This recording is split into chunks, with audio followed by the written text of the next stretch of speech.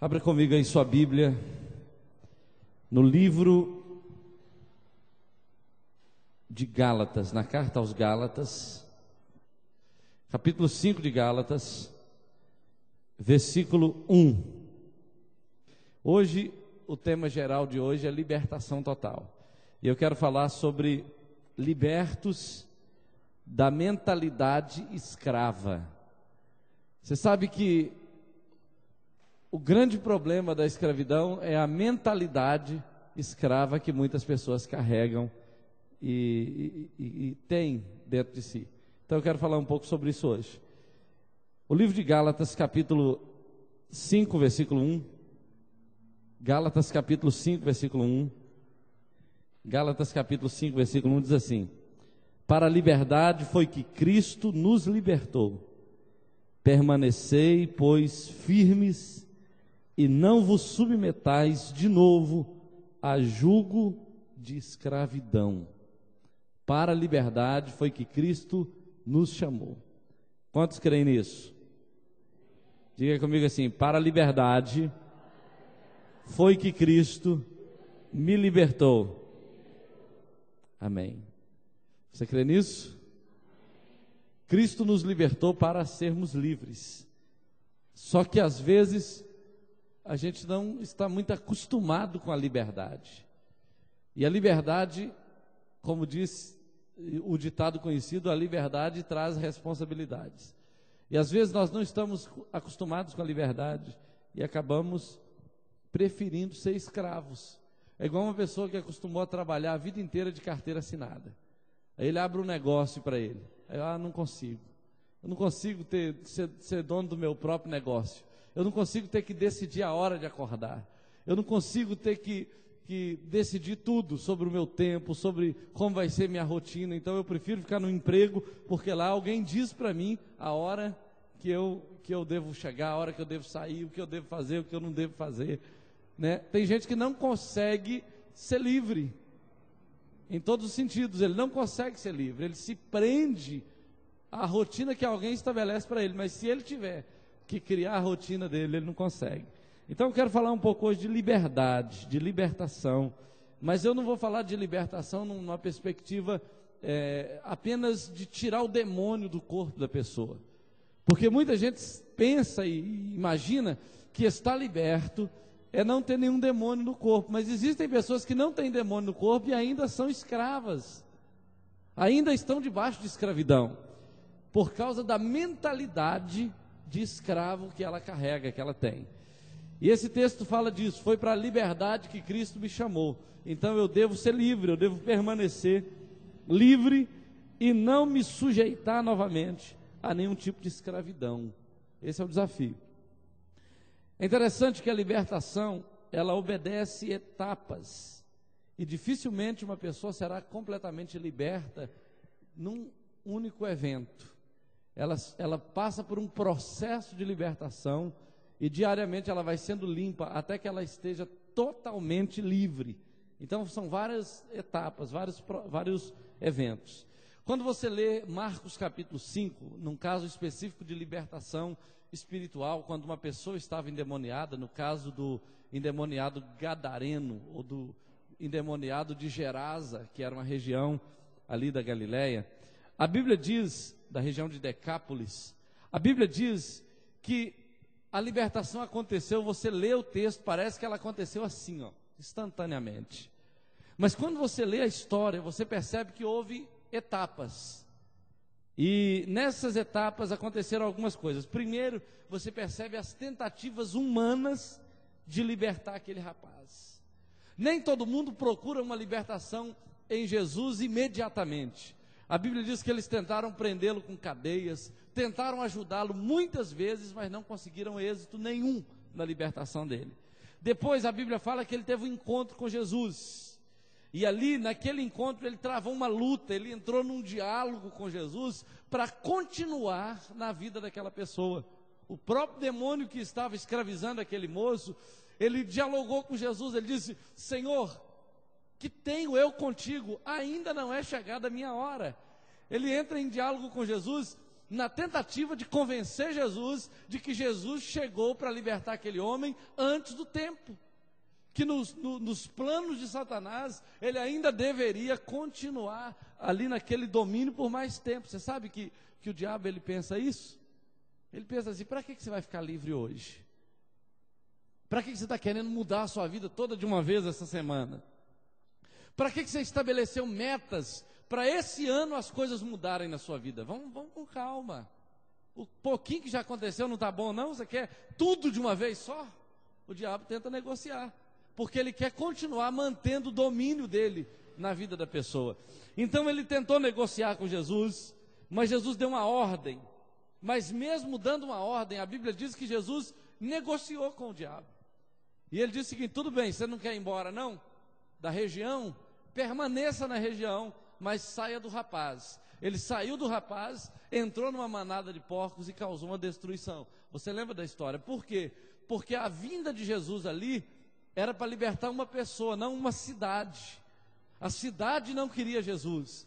A cidade não estava aberta para a libertação, mas tinha uma pessoa que precisava. Jesus liberta a pessoa e deixa a cidade debaixo do domínio, até que aquele rapaz prega o evangelho na cidade toda e a cidade passa por essa libertação. A Bíblia mostra também outra coisa, é que logo em seguida você vai perceber esse rapaz em são juízo, vestido, assentado e querendo seguir Jesus. Você viu que foram vários eventos, não foi uma coisa instantânea? Foi acontecendo até que ele ficou totalmente livre e depois ele já estava pregando o evangelho. Quando Deus fala em libertação, ele pensa em recolocação. Ele pensa em tirar a pessoa de uma posição e colocá-la em outra.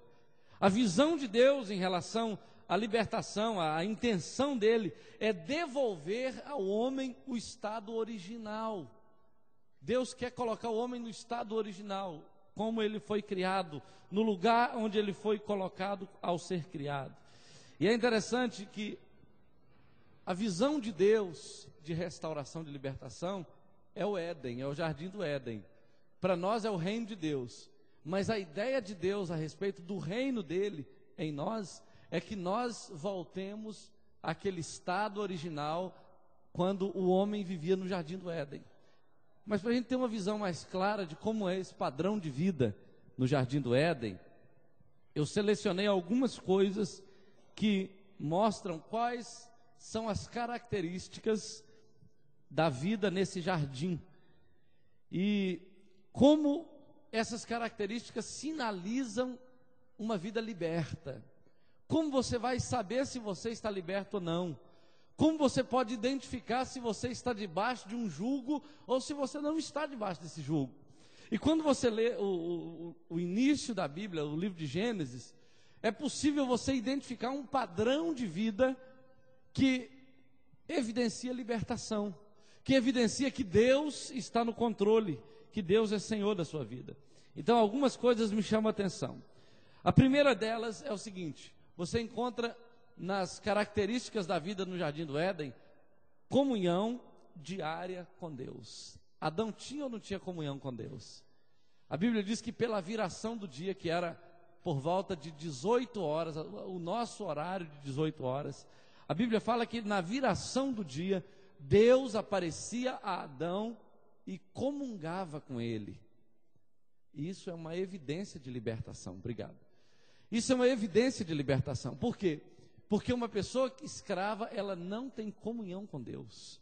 Uma pessoa debaixo de um jugo de opressão, ela não tem tempo para Deus. Ela não tem ouvidos para ouvir a voz de Deus. Ela não tem coração aberto. Ela não consegue se quebrantar para escutar a voz de Deus. Ela tem tempo às vezes para tudo, até para todos os problemas dela, mas ela não consegue se abrir para um relacionamento crescente com Deus, porque ela está debaixo de jugo.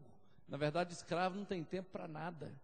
Escravo não tem tempo para nada, muito menos para Deus. Ele não tem tempo para desfrute da presença de Deus. Ele não tem tempo para crescer no relacionamento com Deus. Ele não tem tempo para se desenvolver, porque ele é escravo. Então, por isso, a primeira coisa que uma pessoa perde quando ela se torna escravo é a comunhão com Deus, ela perde o contato com Deus, ela perde a sensibilidade de Deus, ela escuta tudo menos Deus, ela escuta uma fofoca de alguém, mas não escuta a voz de Deus, ela escuta os problemas de alguém, mas não escuta a voz de Deus, ela escuta os seus próprios problemas, mas não escuta a voz de Deus, porque ela está debaixo de escravidão, está oprimida pela escravidão. Uma outra coisa que eu vejo na vida do Jardim do Éden, porque isso aqui é só uma constatação, eu vejo que havia harmonia familiar no Jardim do Éden. A Bíblia fala que o homem e sua mulher estavam nus e não se envergonhavam. A gente está escrevendo um livro devagarzinho sobre isso. O nome do livro é Nus e Sem Vergonha. Livro para casais. Agora, o que isso tem a ver, pastor, com estar liberto? Na verdade, quando você está livre, quando não há opressão, quando não há cativeiro, quando não há escravidão, você tem harmonia na sua casa, na sua família. A Bíblia fala que eles estavam nus e não se envergonhavam. Havia intimidade, havia transparência. Um conhecia bem o outro, um sabia bem quem era o outro, o que pensava o outro, o que estava vivendo o outro. Não havia nada que encobrisse a individualidade do outro, porque eles andavam na luz um com o outro, e não havia vergonha em um em relação ao outro, e nem vergonha no outro em relação àquele. Eles andavam realmente na transparência, tudo era claro entre eles. A Bíblia diz que não havia vergonha, e nem motivo de vergonha na relação entre Adão e Eva, porque eles estavam num contexto de libertação. Quando você está num contexto de libertação, você não tem do que se envergonhar da sua mulher. Você não tem do que se envergonhar do seu marido. Você não tem do que se envergonhar do seu filho. E nem do seu pai, da sua mãe. Porque você está num contexto de libertação. Agora, quando você não está nesse contexto, você tem que esconder as coisas da mulher. A mulher tem que esconder as coisas do marido. Se a minha mulher souber disso e daquilo outro, eu estou frito. Se o meu marido descobrir isso e aquilo outro, eu estou frita. Porque não está num contexto de libertação. Mas a Bíblia diz que a vida no jardim era diferente. A vida no jardim, eles tinham comunhão contínua com Deus, diariamente eles se relacionavam com Deus, ouviam a voz de Deus, eles tinham harmonia dentro da sua casa. Uma outra coisa que eu vejo é que Adão e Eva exerciam posição de governo. Isso é uma característica da vida no jardim, e é uma característica da vida no reino, posição de governo. Quando a gente fala de posição de governo, a gente não está falando de uma posição na sociedade, a gente está falando de uma posição em relação a Deus, em relação ao mundo em que a gente vive. Por exemplo, eles eram pessoas que eram líderes de si mesmo, eles não estavam debaixo do jugo de ninguém. Eles não estavam escravizados por nenhum tipo de pecado, de desejo, de qualquer coisa. Eles eram livres para fazer o que quisessem da vida que Deus havia lhes dado. E isso é uma coisa interessante. Estar em posição de governo é ser líder de si mesmo, é ser líder sobre a criação, e era ser líder sobre a sua casa. Adão era líder de si mesmo.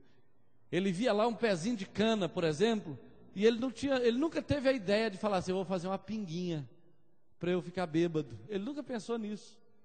Ele via lá a folha da coca, que provavelmente já existia, e nunca teve a ideia brilhante. Falou assim: eu vou fazer um baseado, um bagulho desse trem aqui para eu ficar doidão. Ele nunca pensou nisso. Por quê? Porque uma pessoa que é livre, ela não busca meios de se escravizar. Ele, por exemplo, era líder dentro da sua casa. Adão sabia o que era ser marido. Adão sabia como conduzir a casa dele, como conduzir a família dele. Tem muita família que está em desordem, querido, porque o marido não sabe qual é a posição dele. E nós vamos falar disso na rede de homens. A Bíblia diz que Adão sabia qual era a posição dele e nada dominava a Adão. O homem tem que tomar cuidado com duas coisas. Ele tem que tomar cuidado com a tentativa de dominar as coisas, dominar a mulher, dominar tudo. O homem gosta de dominar as coisas, e ele tem que tomar cuidado com o perigo de ser dominado por alguma coisa, ser dominado pelo dinheiro, dominado pelo trabalho, dominado pelos desejos, dominado pelos olhos, dominado pela boca, pelo ouvido, ou dominado por qualquer outra coisa, por qualquer tipo de pecado. Adão vivia em posição de governo. Ele podia fazer o que quisesse da vida dele, porque ele não estava preso a nada, ele era livre. Uma outra coisa que eu vejo em relação à vida no jardim é que eles tinham poder de gerar. E quando a gente fala de poder de gerar, a gente fala de algumas coisas interessantes. Uma delas é saúde. Adão e Eva gozavam de saúde. Eles tinham saúde, por isso eles podiam gerar. Outra coisa que eles tinham um ambiente favorável. Eles não criaram para ele, até o dia da queda, eles não criaram para ele um ambiente hostil à fecundidade. Eles podiam gerar filhos, eles eram capazes de gerar. A Bíblia fala que eles eram capazes de gerar muitos filhos e filhas, porque o ambiente onde eles estavam era favorável. Eles não tinham aquele medo: eu vou gerar um filho aqui, aí o ladrão vai invadir minha casa, vai sequestrar meu filho. Eles não tinham esse ambiente. Tudo no Jardim do Éden era favorável, o clima era bom, a alimentação era boa, tudo era maravilhoso. Outra coisa que a gente vê neles é que eles tinham autoridade espiritual. Eles não tinham medo do diabo, eles não tinham medo, eles foram autorizados por Deus para gerar, e eles estavam cumprindo a função deles.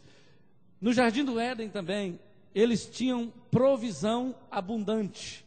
O homem nunca precisava trabalhar para se manter. O trabalho no jardim não tinha nada a ver com manutenção do dia a dia.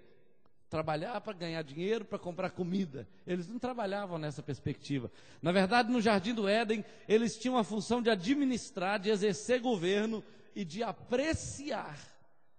Eles saíam todos os dias para dar nome às plantas, para dar nome aos animais, para ver como é que estavam crescendo as plantas, mas a preocupação deles não era assim: gente, hoje eu preciso levantar o meu sustento, hoje eu preciso conquistar, resolver o problema do dia, como a gente muitas vezes vive de segunda a sexta-feira. A vida no Jardim do Éden não era desse jeito. No Éden eles trabalhavam cada dia, às vezes até intensamente, mas com prazer, com desfrute. Eles iam lá administrar tudo que existia, os animais, eles podiam sair para ver o crescimento das plantas, para ver os animais, para ver a ordem de todo o jardim, mas eles não tinham estresse para pagar conta, eles não tinham estresse para resolver problemas, eles não tinham pepino para descascar. Embora tivesse pepino no Jardim do Éden, eles deixavam o pepino quietinho lá, deixavam o abacaxi quietinho, porque eles não tinham esse estresse que a gente vive aqui hoje. Então, eles tinham provisão abundante. A função deles era exercer governo, era apreciar, era desfrutar de tudo que havia de bom ali naquele estilo de vida que Deus criou para Adão. Quando a Bíblia fala de reino de Deus, Deus quer devolver isso a nós. Deus quer devolver a harmonia na família. Deus quer devolver para nós a comunhão contínua com Ele. Deus quer devolver para nós o poder de gerar, tanto de gerar filhos, quanto de gerar coisas espirituais. Ele quer nos devolver o poder da provisão abundante, para que a gente não tenha que morrer de trabalhar para sustentar a nossa casa. O Deus deseja que você conquiste as coisas sem sacrifício, sem sofrimento, porque no reino de Deus, a Bíblia fala que aos seus amados Ele dá enquanto dorme. Quando as portas começam a se abrir, quando a glória de Deus está favorável, quando os milagres começam a acontecer, as coisas vão começar a fluir na sua vida de uma maneira que, às vezes você fez um esforço que você precisaria de fazer 10 vezes mais no passado, você fez um esforço menor e as coisas aconteceram num grau maior. Você gastou tempo com Deus e a porta se abriu muito mais do que abria antes. As portas começam a abrir, os milagres começam a acontecer, porque o reino de Deus vai chegando sobre a sua vida. Só que o que acontece? O padrão de Deus era esse para Adão. Deus queria isso para Adão e Deus quer isso para todos nós, mas o pecado causou essa ruptura entre nós e o propósito de Deus. Deus queria isso, mas o homem procurou outra coisa. Deus queria a bênção dele sobre nós, mas o homem buscou o pecado, buscou aquilo que o afastava de Deus. E aí nós nos tornamos incapazes de aceitar o propósito de Deus. Fomos arrastados para um cativeiro e contrariando a nossa própria natureza, fomos feitos escravos.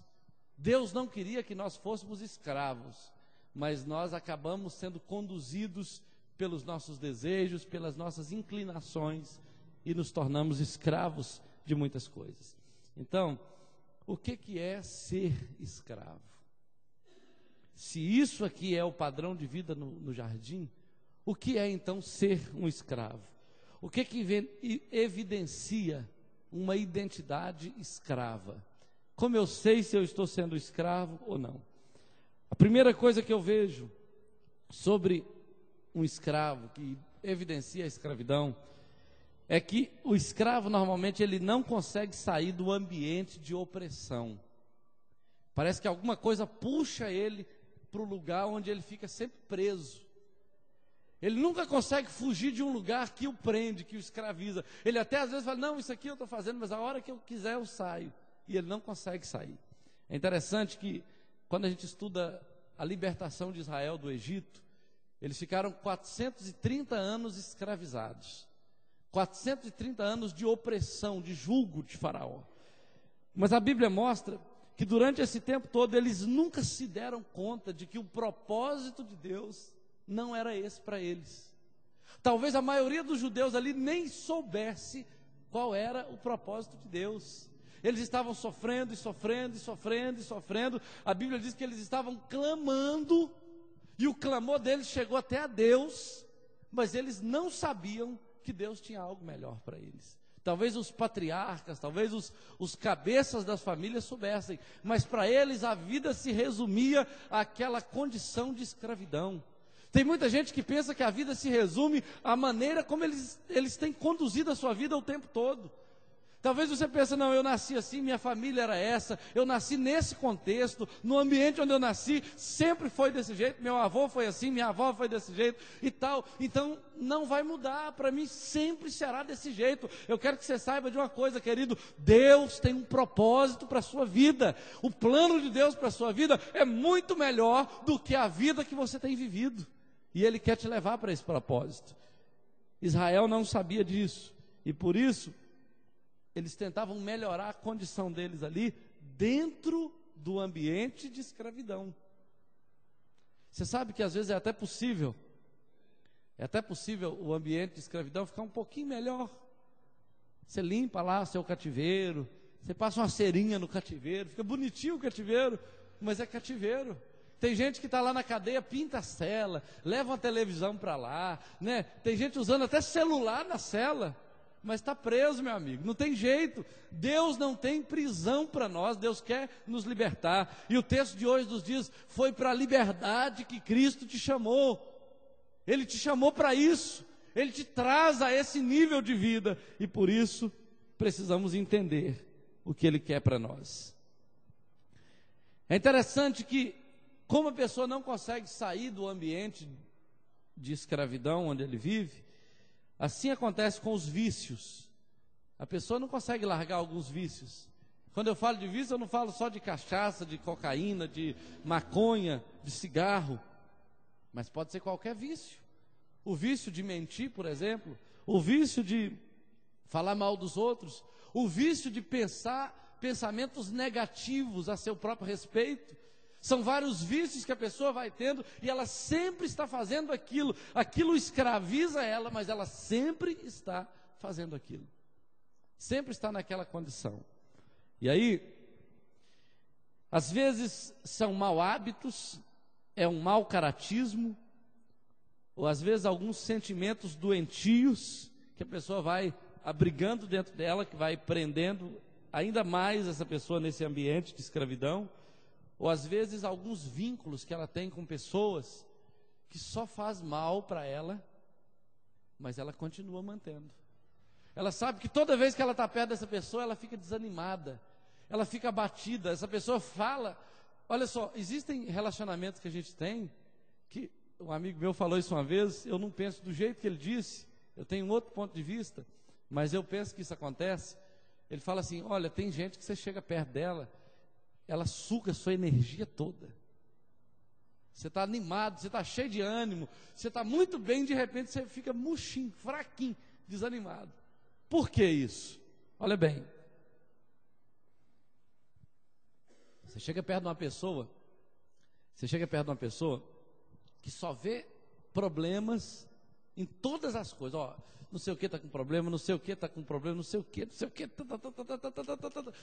Aí você vai descendo, né? Você entendeu? Às vezes, em vez da pessoa falar assim, olha, tem aquele probleminha ali na parede, mas eu já achei uma solução para ele. A gente pode fazer assim, assim, assim. É meio difícil, mas tem jeito e tal. A pessoa fala, não, essa parede vai cair. Está vendo ali aquele buraco ali, ó? Daqui a pouco ele vai aumentando, daqui a pouco a parede cai. Não tem gente que consegue ver só o mal nas coisas? Então, às vezes a pessoa está se relacionando com alguém assim, que ela não cresce, ela está só caindo, ela está só declinando na fé, está só declinando profissionalmente, tudo que ela está fazendo está só jogando ela para baixo, e ela não percebe isso. São vínculos que mantêm a pessoa debaixo de escravidão. Então, a primeira evidência de que uma pessoa tem uma identidade escrava é quando ela não consegue sair do ambiente de escravidão. Não consegue sair. Não consegue romper com aquele ambiente, não consegue perder. Estava conversando com a pessoa hoje e ela falou assim, nossa, talvez eu vou ter que mudar de casa por isso, aquilo outro. Meu pai fez não sei o que, não sei o que. Aí eu fui e estava pensando no que ela estava me falando. Aí eu falei com ela assim, olha, quer saber de uma coisa? Talvez isso vai ser bom para você. Talvez isso vai melhorar a sua vida. Porque nem tudo de ruim que acontece com a gente só piora a nossa vida, não. Você sabe que tem coisas ruins que acontecem que melhoram a sua vida? Que te dá um empurrão para frente, que te faz pensar diferente, que te faz enxergar uma outra possibilidade. Às vezes a gente acha que as coisas ruins só têm efeito negativo. E nem sempre é assim. Lembra da vaquinha que tem que ser jogada no buraco? Quem se lembra da vaquinha? Todo mundo se lembra da vaquinha. Então tem coisa que tem que acabar na nossa vida para que algo novo comece. Né? Eu já vi a história, aquela missionária, aquela pastora que ministrou aqui um tempo atrás, Elizabeth.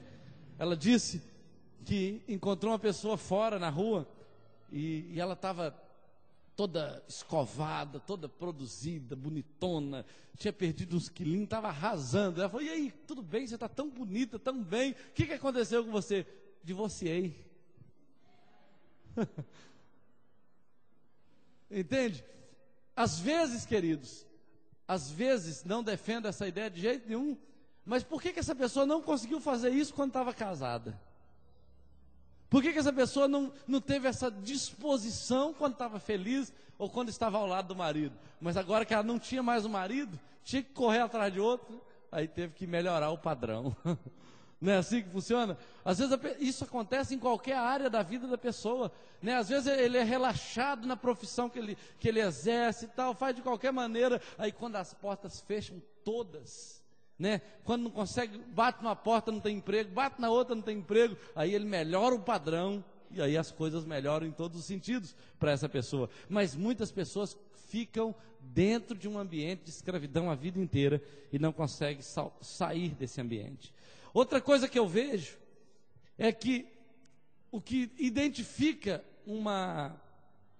o que revela uma identidade escrava é a pessoa não conseguir pensar e nem se ver como alguém livre.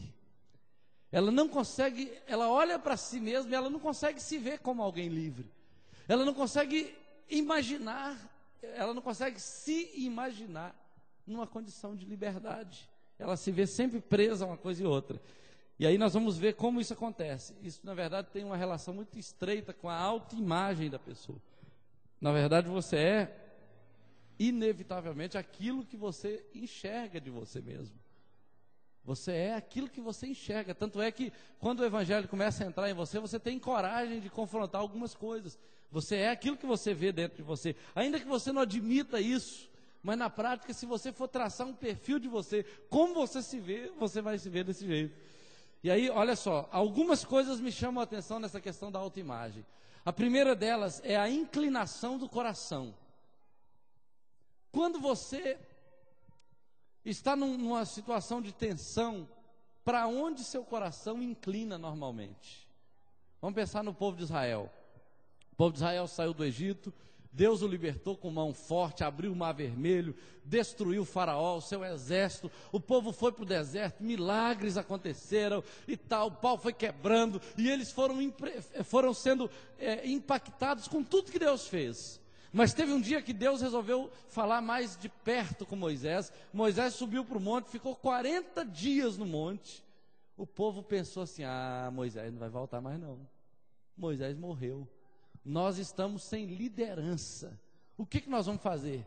Aí falaram assim: olha, vamos juntar toda a prata e todo o ouro que nós temos e vamos fazer um bezerro de ouro para nós, porque aí nós vamos adorar esse bezerro de ouro. Fizeram o bezerro de ouro, e aí a Bíblia diz que depois que eles terminaram, fizeram uma grande festa. Moisés estava descendo, e Deus então falou para Moisés o que estava acontecendo. Vamos pensar um pouquinho nesse bezerro de ouro. Esse bezerro de ouro aponta para a inclinação do coração da pessoa.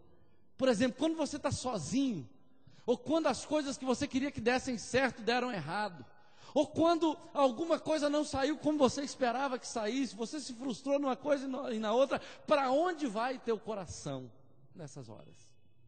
Você é aquela pessoa que quando alguma coisa sai errado, você vai para a igreja e fala assim: eu vou fazer uma vigília de 24 horas, para ouvir a voz de Deus, para saber o que Deus está falando comigo, o que eu posso aprender. Ou você vai para o boteco tomar uma pinguinha, ou vai para a televisão assistir uma pornografia, ou vai fazer alguma coisa errada, vai aprontar alguma coisa para justificar o mal que você está vivendo. Esse negócio da inclinação do coração, ou talvez nada de coisas tão sérias, talvez você vai ficar deprimido, vai ficar triste, vai dar uma esfriada na fé, vai largar a Bíblia de lado e vai pegar alguma coisa que alimente a sua autoimagem negativa de derrota, que diga para você mesmo: você é um coitadinho, você é um fracassado, está vendo? Tudo deu errado, nem Deus está olhando para você, as coisas não vão mudar na tua vida. Isso evidencia que você ainda carrega essa identidade escrava. Você não consegue ficar sozinho. Talvez você não consiga lidar com a tensão, com os conflitos que o deserto, que a solidão propicia a você.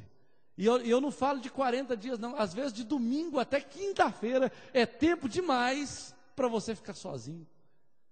Aí você vem na igreja domingo, Deus abençoa, você se renova, aí quando dá na segunda você já começa a fazer coisa errada, né? Já começa a desviar, o coração já vai inclinando para vários erros, mas aí chega às vezes na segunda-feira à noite tem célula, aí você se alimenta de novo, aí na terça você já começa a querer inclinar de novo, na quarta tem célula, aí você sai procurando a célula de novo e se alimenta outra vez, na quinta você chega aqui, mas se bobear, como diz o outro, se descuidar, o coração vai te levar para algum ambiente de escravidão. Foi o que aconteceu com esse povo. Esse povo ficou sozinho 40 dias, levantou um bezerro de ouro, construiu um ídolo para eles ali, falou assim: este é o Deus que te tirou do Egito. Mas não foi verdade. Aquele bezerro de ouro ali representava o Deus que os manteve no Egito durante aquele tempo todo. Como é que alguém diz que aquilo tirou o povo do Egito?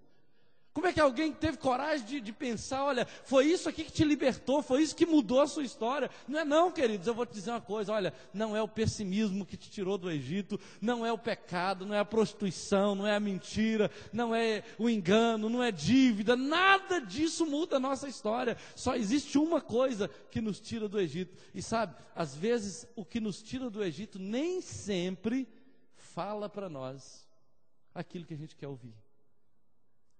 Às vezes você fala assim: Deus, então tá, fala comigo. Aí Deus fala: não, isso também não, Senhor, fala outra coisa. Né? Às vezes você fala assim: ó, Deus, tá bom, eu estou disposto a perdoar alguém que me fez mal. O que o Senhor quer que eu faça? Deus fala assim: vai lá e chama essa pessoa para uma conversa, para um almoço. Ah não, eu perdoo, mas ela tem que ficar para lá. Não quero conversa com ela mais não. Né? Aí a pessoa volta para o sentimento de tristeza, de amargura e tal. Uma outra coisa que evidencia,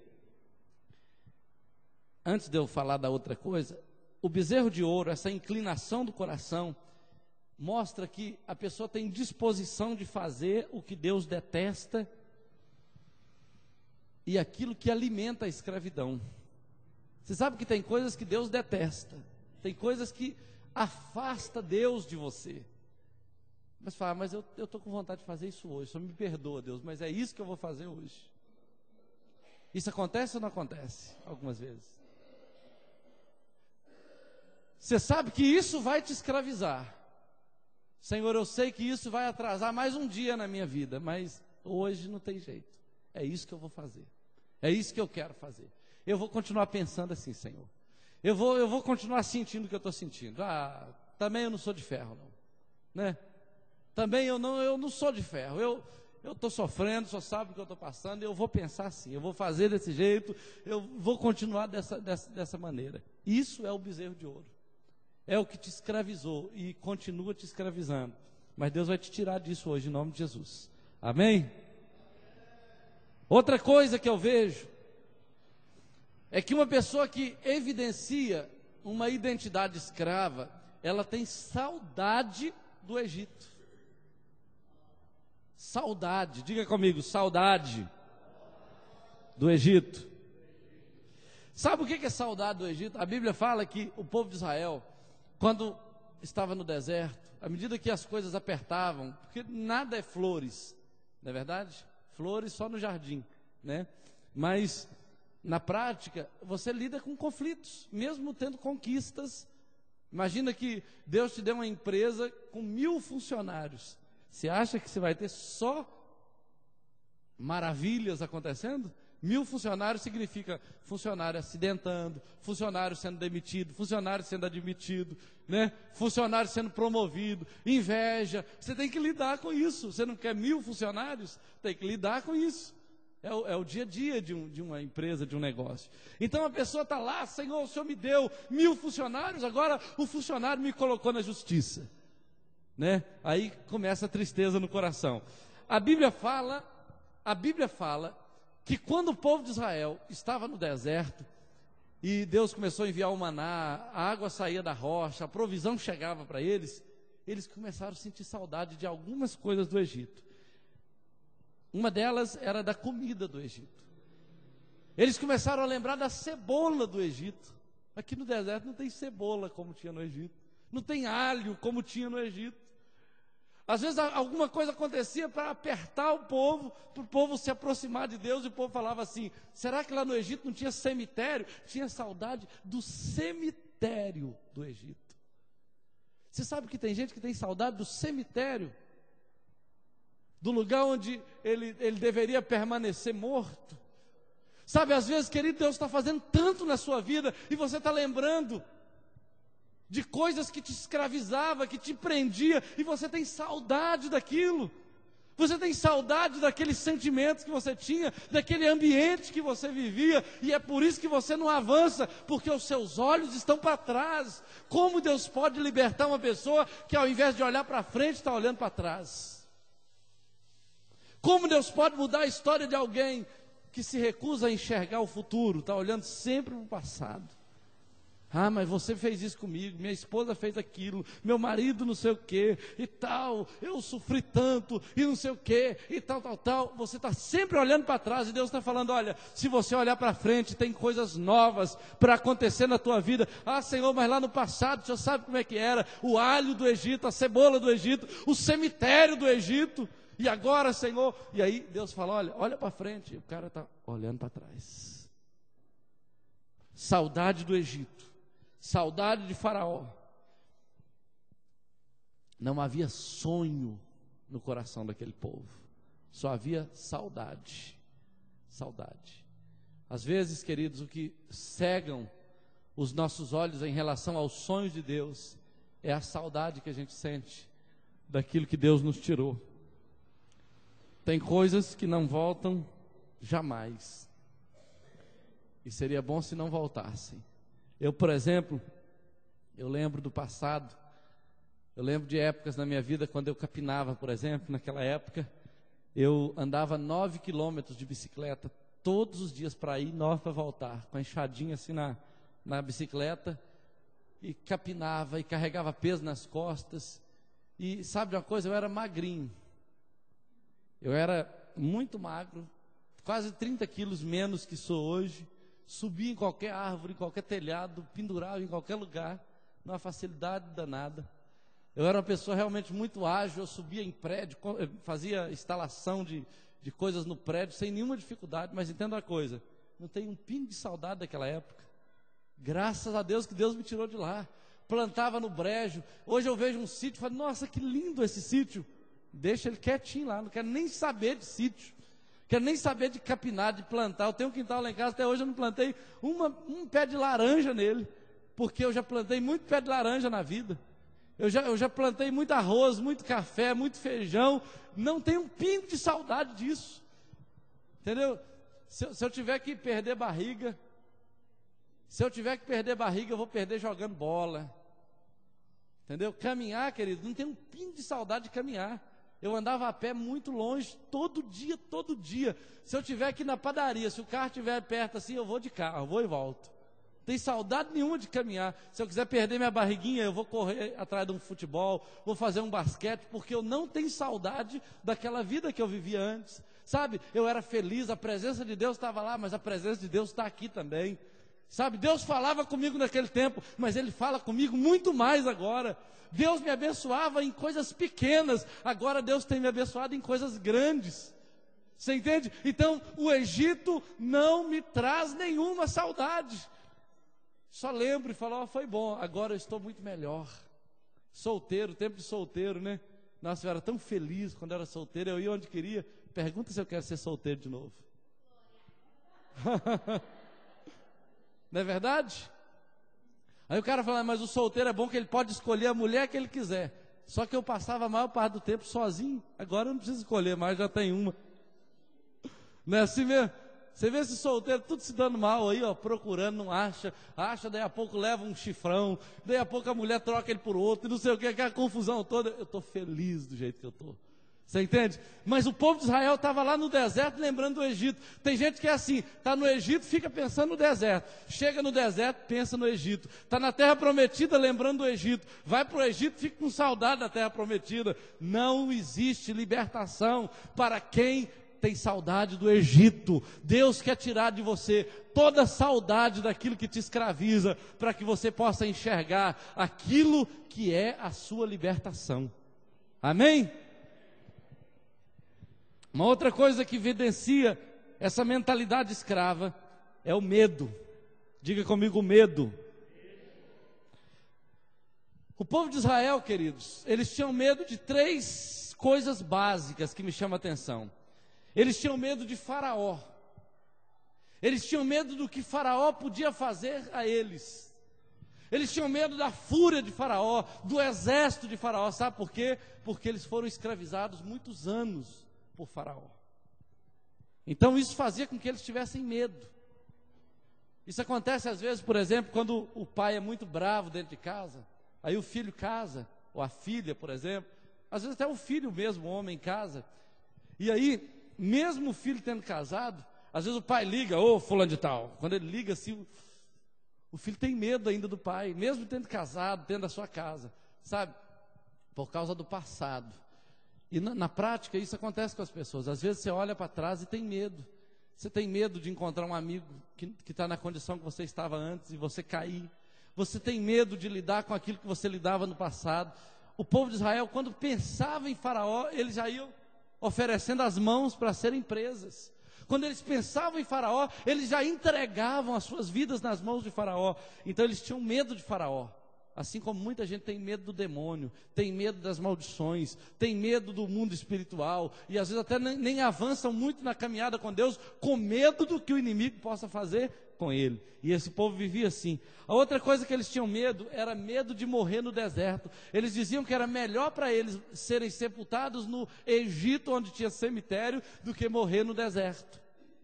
Quantos acreditam que é melhor morrer no deserto, livre, do que morrer no Egito escravo? Quantos creem nisso? Amém. O povo não sabia disso, queridos. Eles não sabiam. Eles pensavam que era melhor morrer como escravo no Egito do que morrer como libertos no deserto.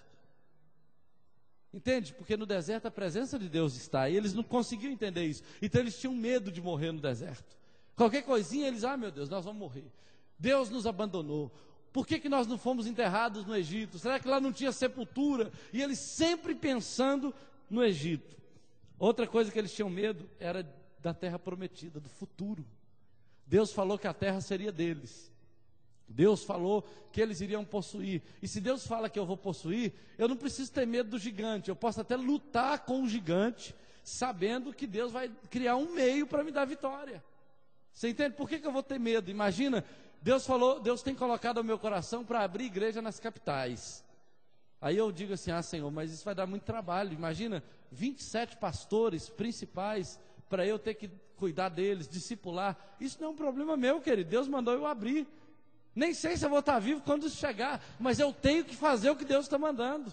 Você entende? Mas tem que pagar tantos aluguéis, tem que construir tantos templos. Construir um está difícil. Entenda uma coisa, eu estou construindo um templo para aprender com Deus a confiar nele. Mas depois que a gente aprende a matar um gigante, a gente mata até 10. Pode ter certeza disso. Quem crê nisso? Às vezes você está passando muita luta para construir alguma coisa. Aprenda o seguinte, isso é só o treinamento de Deus, porque a hora que você vencer essa etapa, você vence todas as outras. Deus não quer, querido, que as coisas aconteçam na sua vida de maneira que você não se desenvolva. Deus quer que o deserto molde você, que o deserto molde um campeão em você, que o deserto forme em você um soldado vitorioso, um homem que vai avançar e que não vai ter medo de nada. É por isso que Deus te manda para o deserto. Se Ele quisesse formar uma modelo, se Ele quisesse colocar você na passarela, Ele te mandaria para Broadway, lá nos Estados Unidos, mas não, Ele te manda para o deserto, porque Ele quer fazer de você um soldado valente, corajoso, que sobrevive nas condições difíceis, para que quando as condições fáceis chegarem, você estará bem. Amém? Amém? Não corra do deserto, não tenha medo do deserto. Eu não tenho medo de problemas. Eu não tenho medo das lutas e das dificuldades. Eu não tenho medo dessas coisas, sabe por quê? Porque eu tenho aprendido que esse é o lugar de crescer. Depois que eu estou grande, depois que eu cresço nesse lugar, aí eu consigo sobreviver em qualquer ambiente melhor. Difícil é viver num ambiente difícil, não é verdade? Porque depois a gente vence qualquer coisa.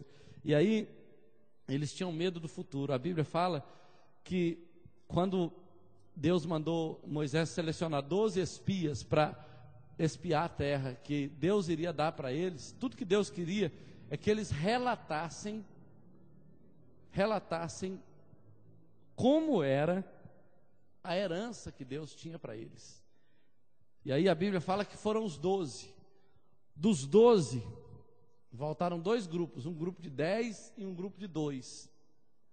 O grupo de 2 trouxe um cacho de uva, que de acordo com estudos científicos, isso ainda acontece naquela região, uvas que eram para ser trazidas nas costas. Era um cacho de uva que eles amarraram uma madeira nesse cacho de uva, colocou no ombro de um e do outro, e eles vieram trazendo aquele cacho enorme nas costas. E aí eles falaram, a terra é realmente boa. A terra mana leite e mel, é exatamente aquilo que Deus prometeu, é uma terra maravilhosa, abundante, tem de tudo, tem plantações, tem casa, Deus realmente cumpriu o que Ele prometeu.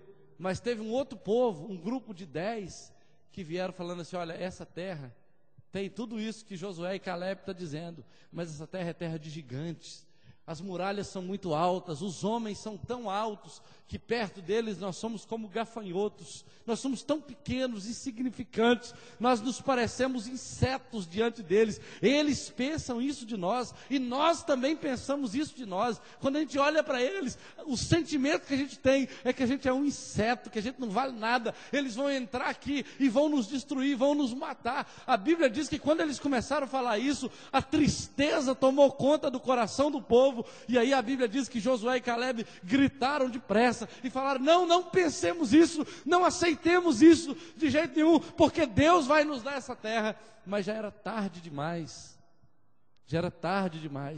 porque a nação toda ficou envenenada com a visão dos 10 espias, com a visão de derrota, com a visão de fracasso, com a visão de incapacidade que eles passaram para toda aquela multidão. Então, eles eram um povo que tinha medo do futuro. Eles não conseguiam enxergar que a promessa de Deus se cumpriria, independente deles serem um povo limitado, deles serem um povo fraco, no que diz respeito à força física, mas eles tinham o poder de Deus a seu favor.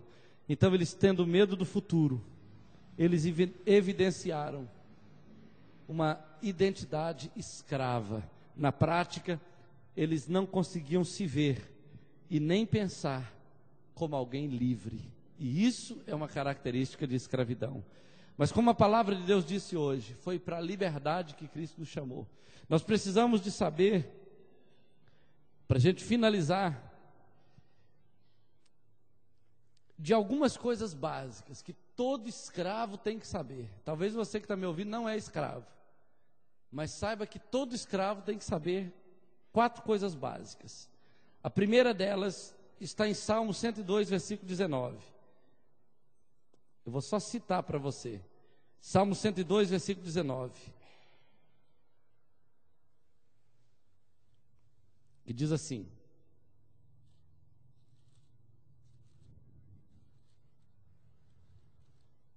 Salmos 102, versículo 19 e 20, que diz assim: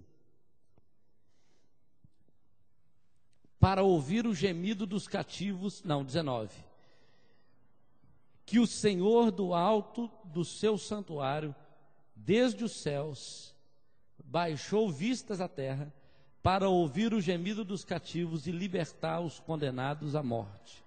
Primeira coisa que todo escravo deve saber é que Deus está decidido a libertar os cativos. A Bíblia fala que o Senhor baixou vistas à terra, lá do seu santuário, do alto do seu santuário, Ele baixou vistas à terra para ouvir o gemido dos cativos e libertar os condenados à morte. Deus está interessado na libertação dos cativos. Deus está completamente comprometido com a libertação de qualquer pessoa que está debaixo de um cativeiro. A segunda coisa que eu aprendo é que o plano de redenção é exclusivamente para promover a libertação. E Lucas, capítulo 1, versículo 70, diz assim, falando de João Batista, que estava sendo apresentado pelo seu próprio pai. Ele é apresentado debaixo de uma palavra profética. E essa palavra foi o seguinte, olha só: como prometera desde a antiguidade por boca de seus santos profetas, para nos libertar dos nossos inimigos e da mão de todos os que nos odeiam. João Batista, ele veio para proclamar o início da chegada do reino de Deus, e Jesus seria aquele que traria essa libertação de forma plena, mas João Batista veio para anunciar isso. E é interessante que a redenção realizada na cruz do Calvário é exclusivamente voltada para a libertação das pessoas. Deus não quer ninguém debaixo do cativeiro. Deus não quer ninguém debaixo de escravidão. Ele não quer você debaixo de nenhum tipo de escravidão, de qualquer tipo de pensamento que te derrote, que te escravize. A outra coisa que todo escravo deve saber, são 2 textos, Isaías 61, versículo 1, e Lucas capítulo 4, versículo 18. Jesus diz que ele foi ungido pelo Espírito Santo para libertar os cativos. A unção que estava sobre Jesus tinha um propósito, e o propósito era libertar os cativos. A outra coisa que todo escravo deve saber é o texto que nós lemos em Gálatas, capítulo 5, versículo 1. Para a liberdade foi que Cristo vos chamou. Precisamos saber que somos chamados no reino de Deus para sermos livres. Deus não quer você escravo de nada. Deus quer você livre, completamente, para que Ele possa te usar, para que Ele possa te capacitar para ser tudo aquilo que Adão era lá no Éden. Eu creio, queridos, que vai chegar um tempo na sua vida, onde você vai trabalhar, porque a Bíblia diz que o homem tem que trabalhar, mas você não vai mais trabalhar, porque tem que resolver problemas daquele dia. Você vai trabalhar porque isso é uma bênção de Deus na sua vida. Você vai ter tempo para Deus, para buscar a presença de Deus. Você vai ter tempo para ganhar almas, vai ter tempo para liderar células, vai ter tempo para crescer na fé, no ministério, na obra de Deus, no conhecimento da palavra, porque quando você está completamente livre, você consegue fazer todas as coisas, tendo colocado em primeiro lugar o reino de Deus, cumprir o propósito de Deus na terra, e ainda ser próspero, e ainda ser feliz, e ainda ter uma família harmônica, tendo sustento para tudo que você precisa. Você crê nisso? Isso é estar completamente livre. Isto é ser livre de uma mentalidade escrava. Nós vamos ficar de pé nesse momento. Eu vou orar com você. Eu não sei como você tem andado. Eu não sei se você tem vivido um padrão de escravidão na sua vida. Se você tem tido uma mente de escravo. Feche seus olhos aí nesse momento, que nós vamos orar com você. Se você puder, coloque a sua mão sobre a sua cabeça, nesse momento. De carabacheri rai de cantaramanai. Rica labassuriana rabacheri cantaramanai. Te adoro, Senhor, nessa noite, porque o Senhor nos tirou da escravidão. Tua palavra diz que foi para a liberdade que Cristo nos chamou. Por isso não devemos voltar ao jugo da escravidão. Foi para a liberdade que o Senhor nos chamou. Não devemos nos sujeitar, nos submeter a outro padrão de escravidão que o mundo tenta colocar em nossas vidas. Somos livres, Senhor. De carabaxere calabassu. Manassuri andere rai de carabandoros yahai. Andagarrai, eu sou Yandere Cantarabashuri Alabá, Ricanto nosso Yandarahai, Yandarasheri Alabassuri Calamanai. Ó Deus, quantas pessoas estão debaixo de escravidão, quantas pessoas estão presas, ó Deus, nos pensamentos, nos sentimentos. Quantas pessoas passam noites pensando, ó Deus, em coisas que falaram com ela, ou em coisas que ela imaginou que fosse verdade. Em sentimentos, ó Deus, que têm brotado dos seus corações, sentimentos, ó Deus, de derrota, de fracasso, de incapacidade, sentimento, ó Deus querido, de que as coisas vão piorar,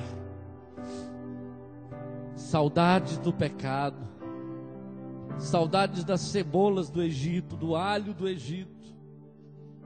Quantas pessoas, ó Deus querido, olham para trás e têm medo de Faraó, e têm medo, Senhor querido, de morrerem onde estão, no deserto.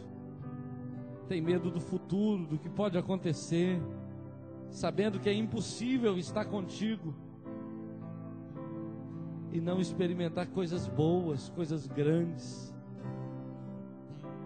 Ó Deus querido, nessa noite eu oro pela tua igreja, porque sabemos que o Senhor é um Deus que tem libertação total. O Senhor tem libertação completa para nós.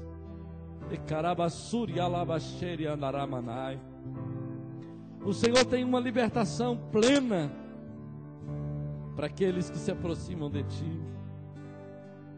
Por isso, ó Deus, na autoridade do Teu nome, nos levantamos nessa noite contra todo mal, contra toda escravidão, contra todo jugo que prende essa pessoa, todo pensamento, todo sentimento opressor, toda autoimagem negativa. Ó Deus, todo jugo que está mantendo essa pessoa no Egito, quando o Senhor quer que ela saia do Egito, toda incapacidade, Senhor, toda fraqueza que impede essa pessoa de sair desse ambiente de escravidão, caia por terra agora, em nome de Jesus. Caia por terra no nome de Jesus. Toca, Senhor, esse homem, toca, Senhor, essa mulher, muda a história dessa pessoa. Abre essa porta que está fechada, Senhor. Dê sabedoria a esse homem, a essa mulher, naquilo que eles têm que fazer. Ajuda essa família a se recuperar, a se levantar, a ficar de pé diante de Ti. Ajuda, Senhor, esse pai, ajuda esse filho, ajuda esse marido, essa esposa. dê vitória, Senhor amado.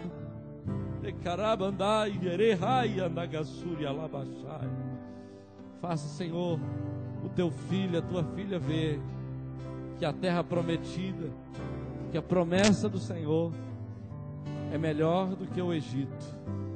Não dá para comparar com o Egito. Além do mais, Senhor, a herança é nossa. O Egito pertence a Faraó.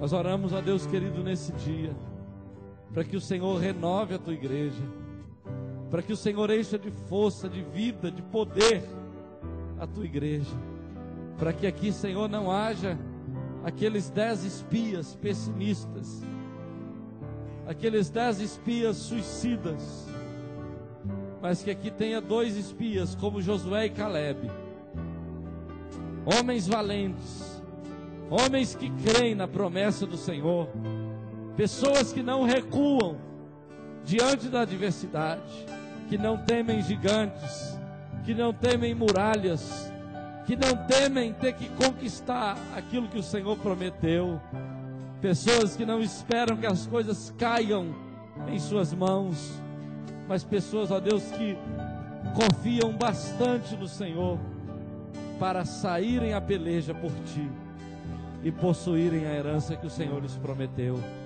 Eu creio, Senhor, que há homens assim aqui nesse lugar, que há mulheres desse jeito nesse lugar, pessoas, ó Deus, que não retrocedem, pessoas que não recuam, pessoas, meu Deus, que não se vendem, que não negociam os absolutos, que não abrem mão, Senhor amado, da aliança contigo por nada, mas são fiéis, têm aliança com o Senhor e entrarão na terra prometida e viverão em liberdade diante do Senhor, porque foi para isso que o Senhor os chamou.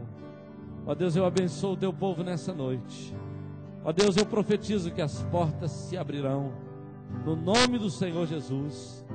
Eu profetizo, ó Deus querido, que o Senhor abrirá caminhos no meio do mar, que o Senhor enviará sustento, que o Senhor trará harmonia às famílias, aos lares, e que a comunhão contigo, Senhor, será plena, será restabelecida, será melhor do que antes, porque o Senhor é Deus que faz novas todas as coisas. És Deus poderoso, és Deus que cura, és Deus que muda todas as coisas. Abençoa o teu filho, abençoa a tua filha. Eu me levanto contra todo demônio que tem causado medo, que tem profetizado fracasso, que tem, ó Deus, anunciado derrota nessa vida, nessa casa, nesse negócio. Vai caindo por terra agora todo demônio do inferno, todo opressor, todo demônio que escraviza, que prende. Eu te mando, sai!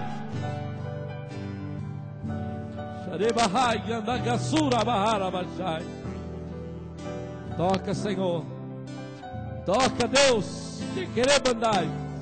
Põe a tua mão e queima, Senhor, todo mal, todo demônio do inferno, toda maldição, toda obra de inveja, toda obra de macumbaria, de bruxaria, todo trabalho feito na encruzilhada, na mata virgem, na cachoeira.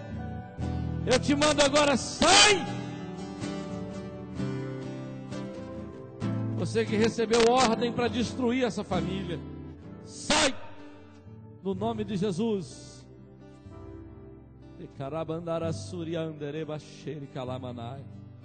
Há poder no nome de Jesus.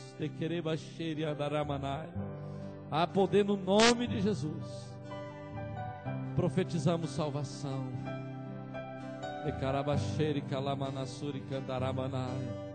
Profetizamos libertação. Em nome de Jesus. Em nome de Jesus.